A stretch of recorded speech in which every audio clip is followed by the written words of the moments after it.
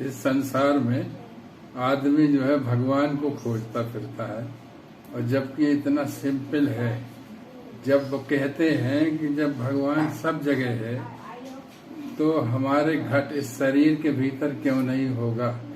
तो दुनिया भर में शांति को खोजता हुआ अशांति में भटकता फिरता है, जबकि जो है जब सर्वत्र है, सब जगह है, तो वह हमारे घट के भीतर भी होगा। इसी बात को बहुत ही स्पष्ट रूप से कबीरदास जी ने अपने एक पद में कहा है कि पानी में मीन है प्यासी, मोह सुन सुन आवत हासी। पानी में मीन है प्यासी, मोह सुन सुन आवत हासी। कहते हैं कि घर में धरी वस्तु नहीं सूझे, घर में धरी वस्तु नहीं सूझे, बाहर खोजन जासी। और मृग की नाभि माहे कस्तूरी, बन बन फिरते उदासी। जैसे कि हिरण के जो है नाभि में ही कस्तूरी की गंध आती है, लेकिन उसको वो नहीं, अपने पास नहीं समझ में आती, मुंह उठा के जंगल में इधर उधर भटकता फिरता है। इसी तरह से मनुष्य जो है शांति की खोज में और भगवान की खोज में यहाँ वहाँ भटकता फिरता है। देखो उसी भगवान को अपने अंदर ही आंखें बंद करके ब्रह्मा विष्णु महेश तक सुमरते हैं। आंख बंद करे हुए क्यों बैठे हैं? कहते हैं कि जाको ध्यान धरे विधि, विधि माने ब्रह्मा, जाको ध्यान धरे विधि हरि, हरि माने विष्णु, और हर माने शंकर भगवान। तो कहते हैं कि जाको ध्यान धरे विधि हरि हर, और मुनि जन सहस्त्र 88। सो तेरे घट माही विराजे, सो तेरे घट माही विराजे, परम पुरुष अविनाशी। वो परम पुरुष अविनाशी जो चेतन ब्रह्म है, वो तेरे अंदर भी तो चेतना के रूप में, साक्षी के रूप में विराजमान भीतर बैठा हुआ है। उसके तरफ जब आदमी शांत सहज ध्यान में हो जाता है तो उसी का प्रकाश हमारे अंदर प्रकट हो जाता है और हम आनंद में, सच्चिदानंद में मस्त हो जाते हैं। तो वही कहते हैं कबीरदास जी कि जाको ध्यान धरे विधि हरि हर, मुनि जन सहस 88। सो तेरे घट माही विराज, परम पुरुष अविनाशी। मोह सुन सुन आवे हासी, पानी में मीन है प्यासी। और कहते हैं कि है हाजिर, हाजिर है हाजिर ते दूर बतावे। कहते हैं दूर आसमान में है, आसमान में भी है, यहाँ भी है, वो सर्वत्र है। जब तो यहीं से बिल्कुल अपरिच्छिन्न है, परिच्छिन्न नहीं है। तो कहते हैं है हाजिर तह दूर बतावे, और दूर की बात निरासी। कहत कबीर, कहत कबीर सुनो वही साधु, सहज मिले अविनाशी। वो अपना अविनाशी स्वरूप सहज निर्मल चित्त सरल, कोई चाहे न हो, निश्चल हो जाए तो अंदर बिल्कुल स्पष्ट रूप से प्रकट हो जाता है। वही अविनाशी की खोज में, और उसको जानकर आदमी जीते जी मुक्त हो जाता है। मरने के बाद कौन कह पाता है और कौन समझ पाता है। तो जीते जी ही ये सब काम करते रहो और जो है अपना ध्यान वहीं रखे रहो। कबीरदास ने कितना सिंपल कहा है कि जैसे जो है नट एक रस्सी पे चलता है तो वो सिर पे घड़ा रखता है तो घड़ा भी नहीं गिरता है और जो है कर्म भी नहीं छूटता है। तो इसी प्रकार से हम अपने सारे कर्म करते हुए सूक्ष्म ध्यान अपना जो है अपने स्वरूप की तरफ लगाए रहें, तो जो है हम जो है उस तक पहुंच जाते हैं और उससे छूटते नहीं। और फिर एक दिन ऐसा प्रगाढ़ भाव हो जाता है कि ऐसे लगने लगता है, कबीरदास जी कितना स्पष्ट कहते हैं कि जहाँ जहाँ डोलूं परिक्रमा, मैं जहाँ जहाँ जाता हूँ वहाँ भगवान की परिक्रमा करता हूँ।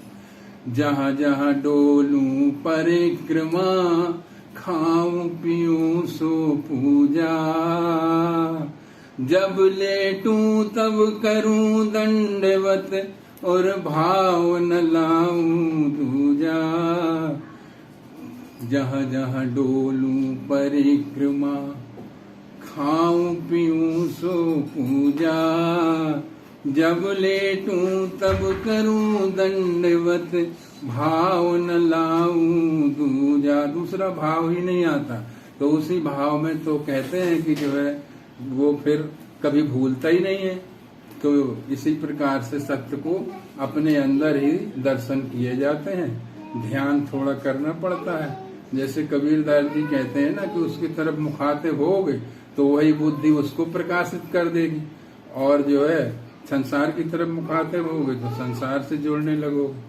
फिर परंतु सब कुछ करते हुए भी अपना सूक्ष्म ध्यान जो है घट रूपी उसमें अविनाशी में लगाए रखना चाहिए। ये इस तरह से यही एक तरीका है, और अपने शांति पा जाओगे और आनंद से जियोगे और हर कर्म करोगे, है ना। तभी तो कबीर कहते हैं कि अपने आप को जानने से ही मुक्ति होती है।